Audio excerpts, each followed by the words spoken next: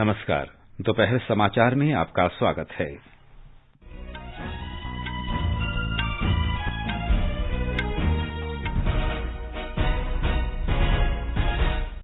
प्रधानमंत्री नरेंद्र मोदी ने आज वीडियो कॉन्फ्रेंस के माध्यम से उत्तर प्रदेश में प्रधानमंत्री गरीब कल्याण अन्न योजना के लाभार्थियों से बातचीत की। कहा, देश की अर्थव्यवस्था में सुधार हो रहा है, जो इस बात का सूचक है कि देश ने कोविड का मजबूती से मुकाबला किया है।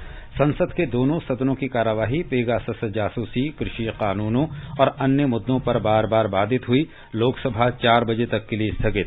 राष्ट्रव्यापी टीकाकरण अभियान के तहत देश ने 49 करोड़ के आंकड़े को पार किया।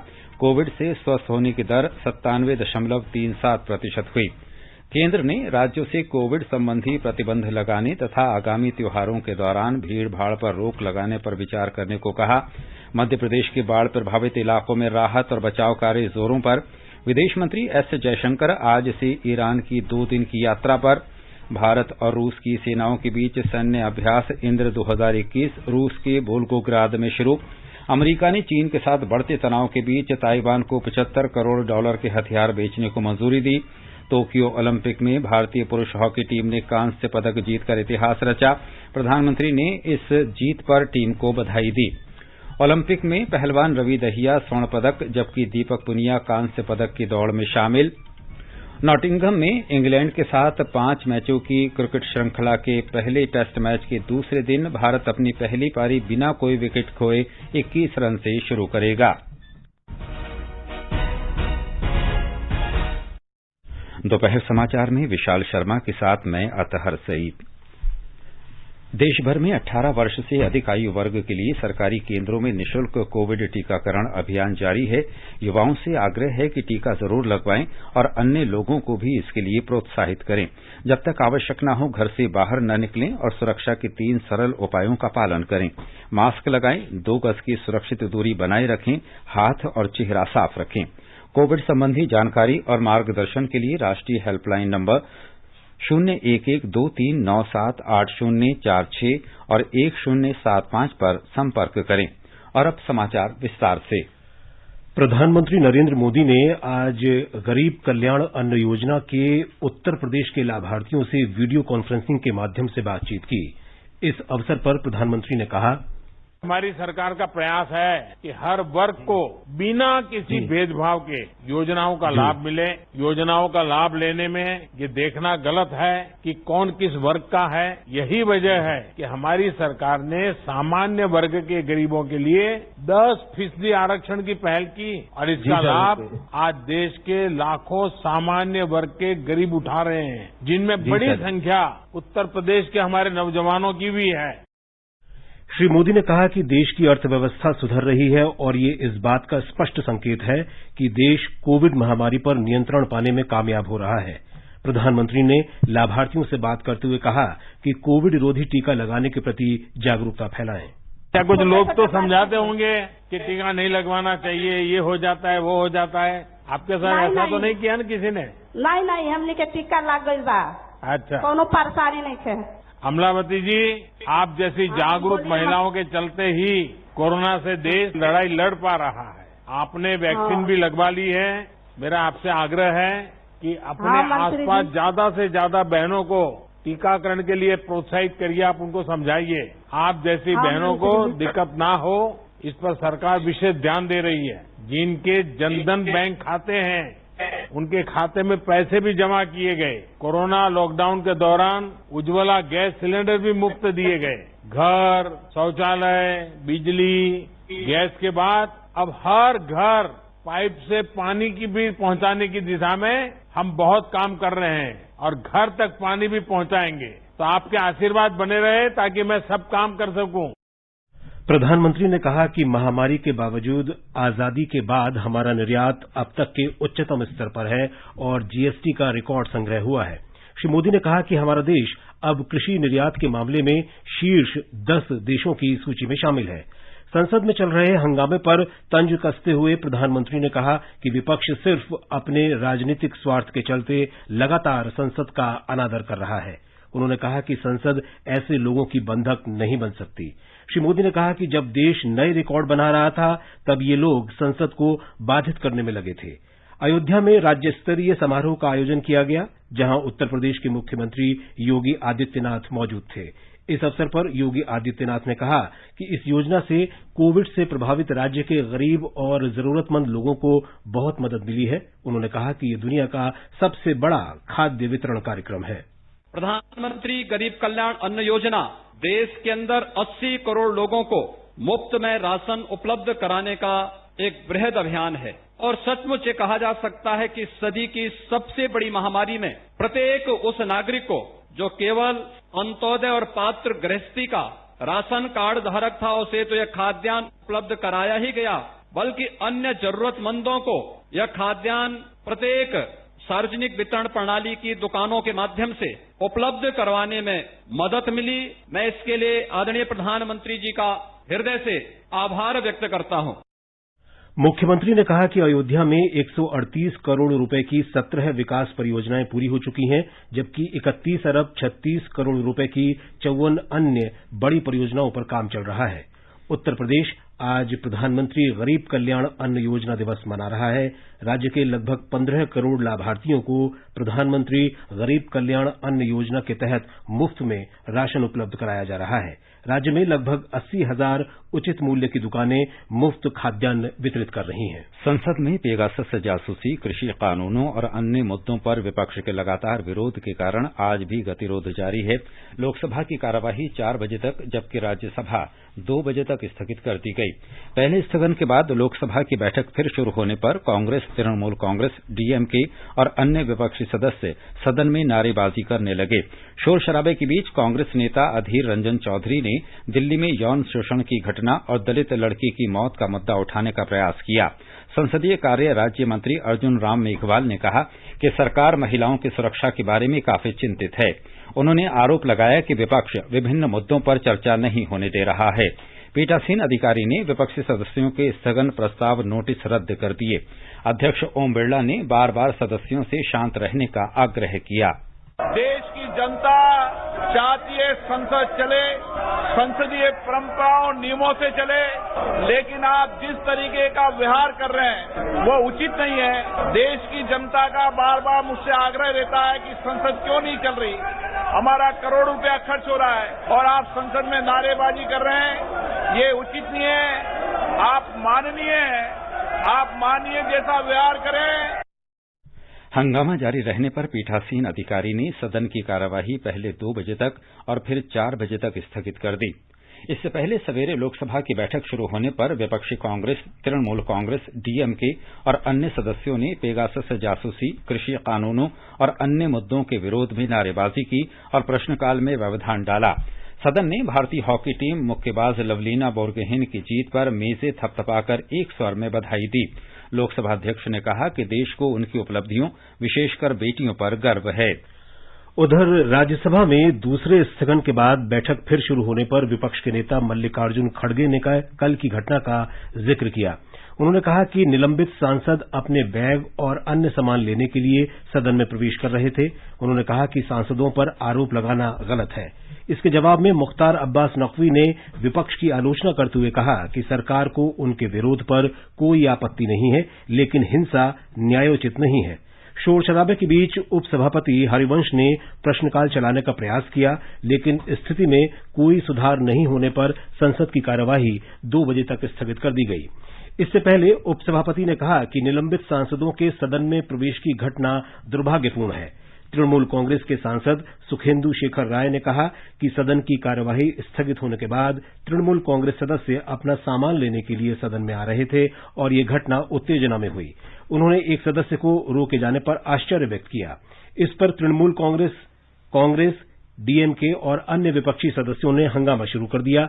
शोर शराबे के बीच सदन के नेता पीयूष गोयल ने कहा कि सुरक्षा अधिकारी इन सदस्यों को सदन में साफ सफाई का कार्य होने की वजह से रोक रही थी।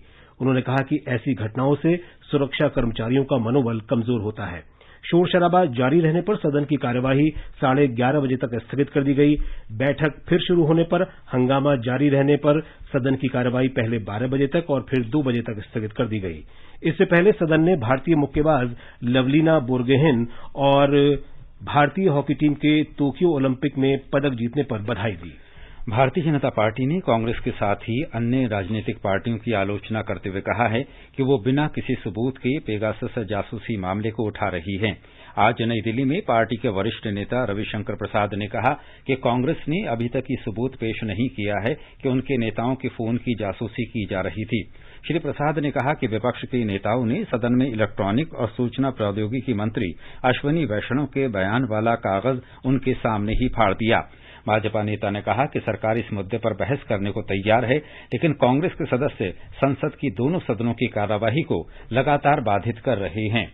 चर्चा होगी, हम चर्चा करने को तैयार हैं। कहने के लिए बहुत कुछ हमको है। काफी तीखे सवाल हमें कांग्रेस पार्टी से पूछते हैं, पूछेंगे हम लोग। लेकिन एक सवाल बहुत गंभीर है, क्या कांग्रेस पार्टी ईमानदारी से चर्चा चाहती है या विपक्ष लोग चर्चा चाहते हैं? क्या बस कीचड़ उछालना और वॉकआउट करना, यही तो इनका अतीत का तरीका रहा है। और 130 करोड़ रुपया अभी तक ये जो पूरा डिसरप्शन हुआ है, they have cost the exchequer in the 2 sessions.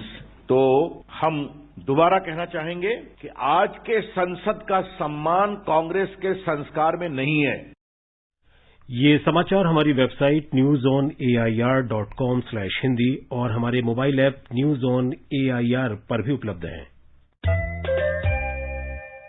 चलो मिलकर एक शुरुआत करें, चलो एक फैसला आज करें, मास्क नहीं तो टोकेंगे, कोरोना को रोकेंगे, चलो एक इरादा करते हैं, चलो कुछ वादा करते हैं, मास्क नहीं तो टोकेंगे, कोरोना को रोकेंगे।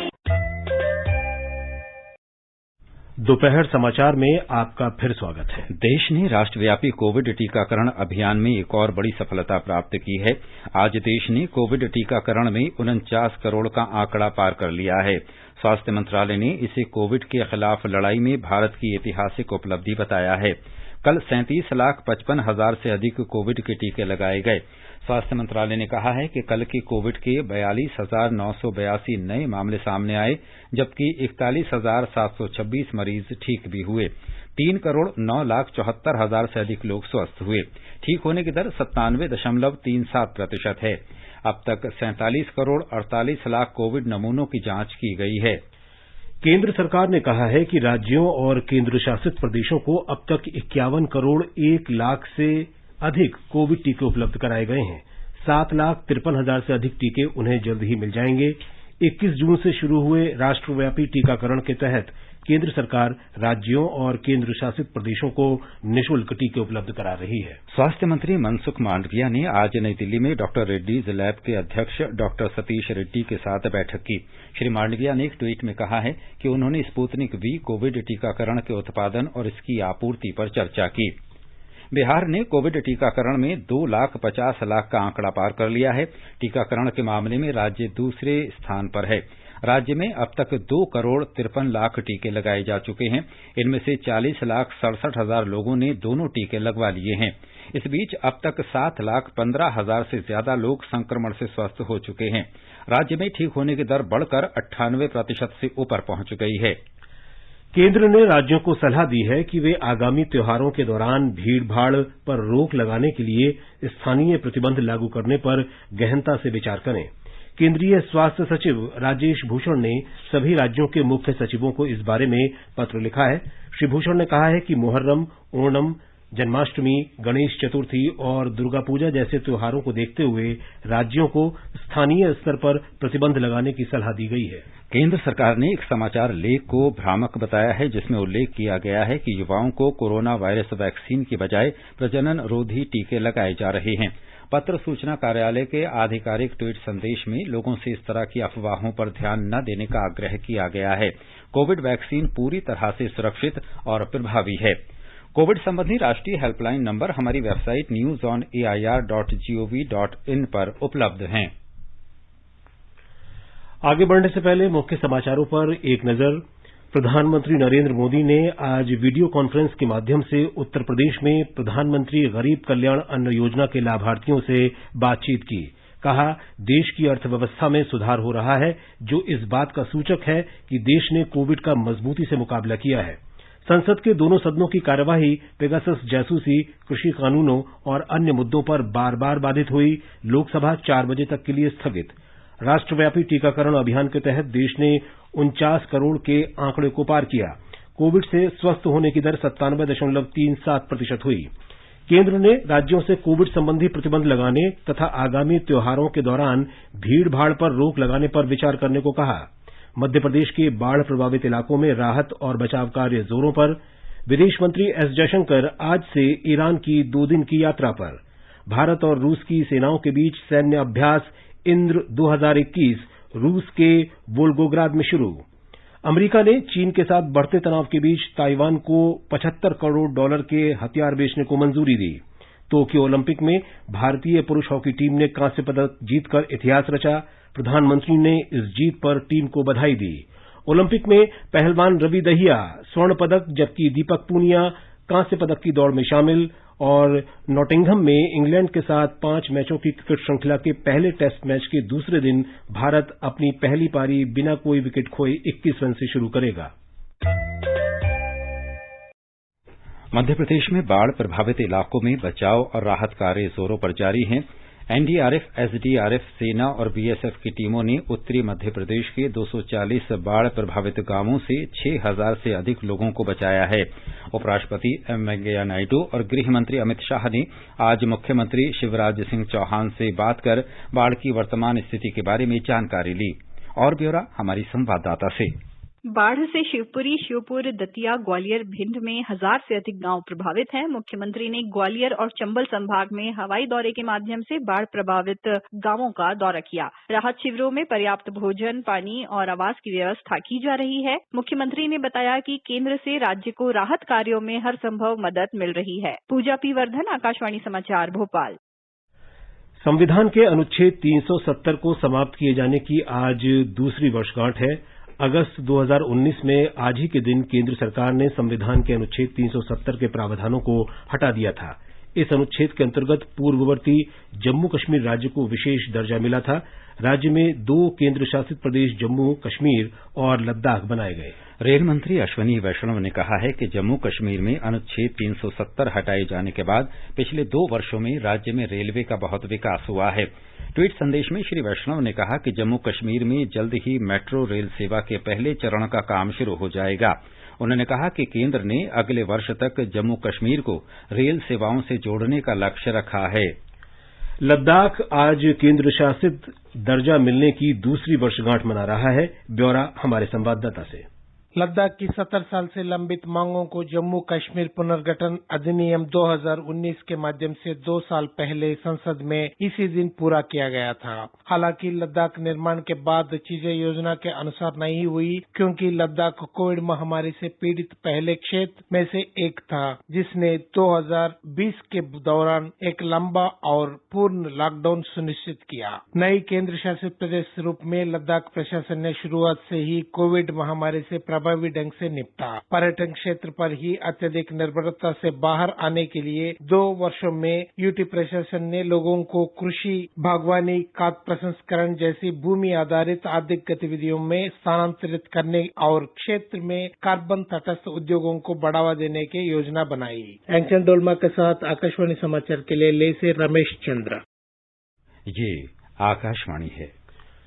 विदेश मंत्री डॉक्टर एस जयशंकर ईरान के नवनिर्वाचित राष्ट्रपति अयातुल्ला सैयद इब्राहिम रईसी के शपथ ग्रहण समारोह में भाग लेने के लिए 2 दिन की यात्रा पर ईरान रवाना हुए।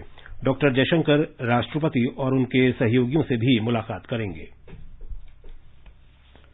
भारत और रूस की सेनाओं के बीच सैन्य अभ्यास इंद्र 2021 कल रूस के वोल्गोग्राद में प्रूड बॉय रेंज में शुरू हुआ। अभ्यास के भव्य उद्घाटन समारोह में दोनों देशों के राष्ट्रीय ध्वज फहराए गए। इंद्र 2021 अभ्यास भारत और रूस की सेना के बीच समन्वय को बढ़ाएगा। अमेरिका ने चीन के साथ बढ़ते तनाव के बीच ताइवान को पहली बार हथियार बेचने को मंजूरी दे दी है। अमेरिकी विदेश विभाग ने ताइवान को $75 करोड़ के हथियार समझौते की मंजूरी दी। ताइवान के विदेश मंत्रालय ने कहा है कि यह निर्णय अमेरिकी सरकार की ताइवान के प्रति प्रतिबद्धता को दर्शाता है। इससे ताइवान को अपनी सुरक्षा को मजबूत करने और क्षेत्रीय शांति तथा स्थायित्व को बनाए रखने में मदद मिलेगी। और अब आज का संस्कृति संदेश। केंद्र शासित प्रदेश जम्मू कश्मीर से अनुच्छेद 370 के कुछ प्रावधान को हटाने से संबंधित है।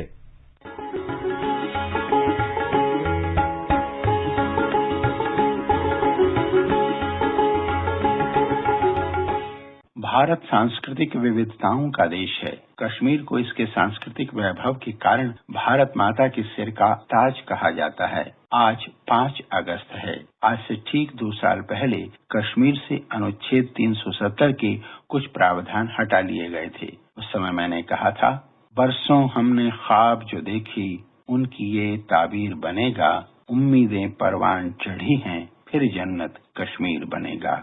वर्षों के इंतजार के बाद मोदी सरकार ने ऐतिहासिक कदम उठाते हुए 5 अगस्त 2019 को जम्मू कश्मीर को विशेष राज्य का दर्जा देने वाला अनुच्छेद 370 संशोधित कर दिया और 31 अक्टूबर 2019 से जम्मू कश्मीर राज्य, जम्मू कश्मीर तथा लद्दाख 2 केंद्र शासित प्रदेशों में बंट गया। इसके बाद जम्मू कश्मीर की स्थिति दिल्ली और पुदुचेरी जैसी हो गई। वहाँ अपनी विधानसभा होगी, जबकि लद्दाख की स्थिति चंडीगढ़ जैसी हो गई है, वहाँ विधानसभा नहीं होगी। उस समय प्रधानमंत्री ने कहा था, एक ऐसी व्यवस्था जिसकी वजह से जम्मू कश्मीर और लद्दाख के हमारे भाई बहन अनेक अधिकारों से वंचित थे, जो उनके विकास में बड़ी बाधा थी, वो हम सबके प्रयासों से अब दूर हो गई है। जम्मू कश्मीर और लद्दाख में एक नए युग की शुरुआत हुई। अब देश के सभी नागरिकों के हक भी समान है और दायित्व भी समान है। इससे पहले गृह मंत्री अमित शाह ने विपक्ष की शंकाओं का निवारण करते हुए राज्यसभा में कहा था, जम्मू कश्मीर की जनता को कहना चाहता हूं, जम्मू कश्मीर भारत का मुकुटमणि है और इसमें हमें कोई मतभेद कोई। इसके बाद राष्ट्रपति रामनाथ कोविंद ने अनुच्छेद 370 हटाने के लिए अधिसूचना जारी कर दी थी। लद्दाख से सांसद शेरिंग नामग्याल मानते हैं कि केंद्र शासित प्रदेश बनने के बाद लद्दाख के लोगों का बरसों पुराना सपना साकार हुआ है। मैं याद दिलाना चाहूंगा, चाहे 1965 के वार हो, 1971 का हो या 1999 का हो या 1948 के कबीले हमला का हो, इतिहास चेक करके देखिए, लद्दाखी ने हमेशा बलिदान दिया। सरकार के साहस भरे कदम से हालांकि अब अच्छे परिणाम आने लगे हैं, जिस पे दुनिया करे रश्क, ये ऐसी एक नसीर बनेगा, उम्मीदें परवान चढ़ी हैं, फिर जन्नत कश्मीर बनेगा। ये है हिमालय की जमी, ताजो अजंता की जमी, संगम हमारी आन है। ये समाचार आकाशवाणी से प्रसारित किए जा रहे हैं। ताज़ा समाचार जानने के लिए आप हमारे Twitter handle @AIR News Hindi को फॉलो कर सकते हैं।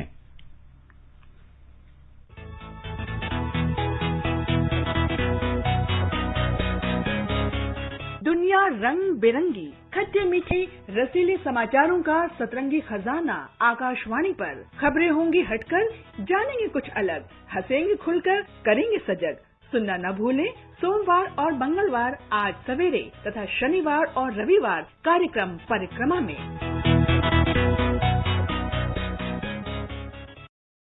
ये आकाशवाणी है। टोक्यो ओलंपिक में भारत ने पुरुष हॉकी में जर्मनी को 5-4 से हराकर कांस्य पदक जीत लिया है। एक रिपोर्ट। लक्ष्य तेरा सामने है, जीत के है आना। टोक्यो ओलंपिक में भारतीय पुरुष हॉकी टीम ने 41 साल के बाद पदक जीतकर इतिहास रच दिया है।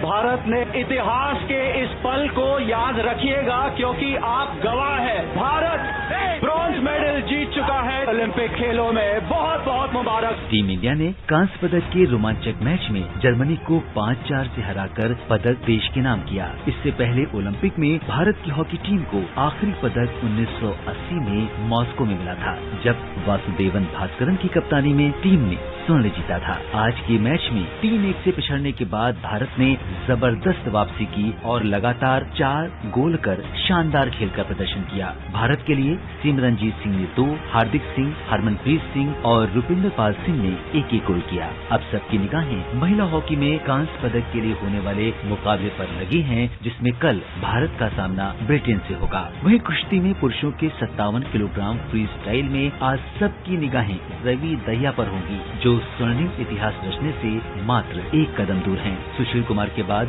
फाइनल में पहुंचने वाले रवि दूसरे पहलवान हैं। स्वर्ण पदक मुकाबले में रवि का मुकाबला ROC के जावुर युगेव से होगा। सेमीफाइनल में उन्होंने कजाकिस्तान के नूर इस्लाम सानिये को शिकस्त दी थी। आज ही 86 किलोग्राम फ्री स्टाइल स्पर्धा में दीपक पुनिया कांस्य पदक के लिए अपना दमखम दिखाएंगे। महिला कुश्ती में आज भारत को निराशा हाथ लगी। फ्री स्टाइल 53 किलोग्राम में क्वार्टर फाइनल में विनेश फोगाट को हार का सामना करना पड़ा। वहीं अंशु मलिक भी 57 किलोग्राम वर्ग में हार गए। Siddharth Singh, sports desk. राष्ट्रपति, उपराष्ट्रपति, प्रधानमंत्री, गृह मंत्री और खेल मंत्री ने 41 वर्ष बाद पुरुष हॉकी में कांस्य पदक जीतने पर भारतीय टीम को बधाई दी है। ट्वीट संदेश में राष्ट्रपति रामनाथ कोविंद ने कहा कि भारतीय टीम ने जीत के लिए असाधारण कौशल, लचीलापन और पक्का इरादा दिखाया। उपराष्ट्रपति वेंकैया नायडू ने ट्वीट संदेश में कहा कि हॉकी टीम ने कड़ी मेहनत से पदक जीता है। प्रधानमंत्री नरेंद्र मोदी ने आज भारतीय पुरुष हॉकी टीम के कप्तान मनप्रीत सिंह, मुख्य कोच ग्राहम रीड और सहायक कोच पीयूष दुबे से फोन पर बात की और ओलंपिक खेलों में कांस्य पदक जीतने पर उन्हें बधाई दी। आइए सुनते हैं प्रधानमंत्री और टीम के कप्तान तथा कोच के बीच हुई बातचीत का अंश। नमस्कार sir.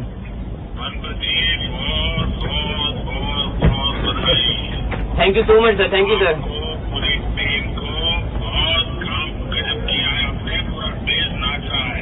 Thank you sir. Sir आपकी बहुत दुआएं थी सर हमारे साथ। Thank you sir.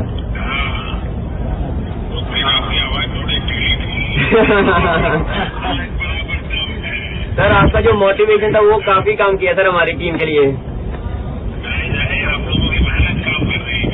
Thank you sir.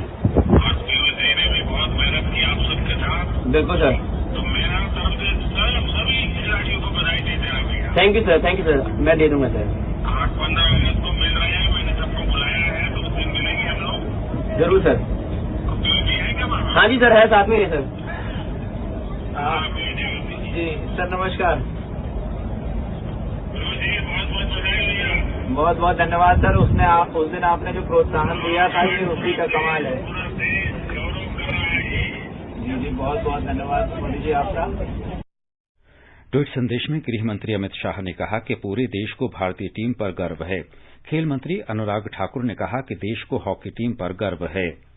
निश्चित तौर पर अपने हर मैच से ये टीम कुछ सीखी भी है, सुधार भी किया है और जो मजबूत इरादे दिखाए हैं उसका कहीं ना कहीं फायदा इस मैच में देखने को मिला। इसी कारण आज हम एक कांस्य पदक और जीत पाए हैं। मैं तो कहूंगा युवा मेंस हॉकी टीम ने, ये जो युवा इसलिए कह रहा हूं क्योंकि ज्यादातर खिलाड़ी युवा हैं, तो मेंस हॉकी टीम ने जो ये पदक जीता है ये अपनी दृढ़ निश्चय के कारण, अच्छे खेल के कारण न केवल पदक बल्कि 135 करोड़ भारतीयों का दिल भी जीता है। ओडिशा के मुख्यमंत्री नवीन पटनायक ने हॉकी टीम को बधाई दी है। भारत और इंग्लैंड के बीच 5 क्रिकेट टेस्ट मैचों की श्रृंखला के पहले मैच में आज दूसरे दिन नॉटिंघम में भारतीय टीम अपनी कल की रन संख्या बिना किसी नुकसान के 21 रन से आगे खेलना शुरू करेगी। इससे पहले इंग्लैंड की पहली पारी 183 रन पर सिमट गई थी। अंत में मुख्य समाचार एक बार फिर। प्रधानमंत्री नरेंद्र मोदी ने आज वीडियो कॉन्फ्रेंस के माध्यम से उत्तर प्रदेश में प्रधानमंत्री गरीब कल्याण अन्न योजना के लाभार्थियों से बातचीत की। कहा, देश की अर्थव्यवस्था में सुधार हो रहा है, जो इस बात का सूचक है कि देश ने कोविड का मजबूती से मुकाबला किया है। संसद के दोनों सदनों की कार्यवाही पेगासस जासूसी, कृषि कानूनों और अन्य मुद्दों पर बार बार बाधित हुई। लोकसभा 4 बजे तक के लिए स्थगित। राष्ट्रव्यापी टीकाकरण अभियान के तहत देश ने 49 करोड़ के आंकड़े को पार किया। कोविड से स्वस्थ होने की दर 97.37% हुई। केंद्र ने राज्यों से कोविड संबंधी प्रतिबंध लगाने तथा आगामी त्योहारों के दौरान भीड़ भाड़ पर रोक लगाने पर विचार करने को कहा।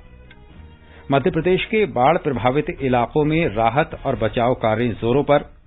विदेश मंत्री एस जयशंकर आज से ईरान की 2 दिन की यात्रा पर। भारत और रूस की सेनाओं के बीच सैन्य अभ्यास इंद्र 2021 रूस के वोल्गोग्राद में शुरू। अमेरिका ने चीन के साथ बढ़ते तनाव के बीच ताइवान को $75 करोड़ के हथियार बेचने को मंजूरी दी। टोक्यो ओलंपिक में भारतीय पुरुष हॉकी टीम ने कांस्य पदक जीतकर इतिहास रचा। प्रधानमंत्री ने इस जीत पर टीम को बधाई दी। ओलंपिक में पहलवान रवि दहिया स्वर्ण पदक, जबकि दीपक पुनिया कांस्य पदक की दौड़ में शामिल। नॉटिंघम में इंग्लैंड के साथ 5 मैचों की क्रिकेट श्रृंखला के पहले टेस्ट मैच के दूसरे दिन भारत अपनी पहली पारी बिना कोई विकेट खोए 21 रन से आगे खेलना शुरू करेगा। इसके साथ ही दोपहर समाचार का ये अंक समाप्त हुआ। नमस्कार।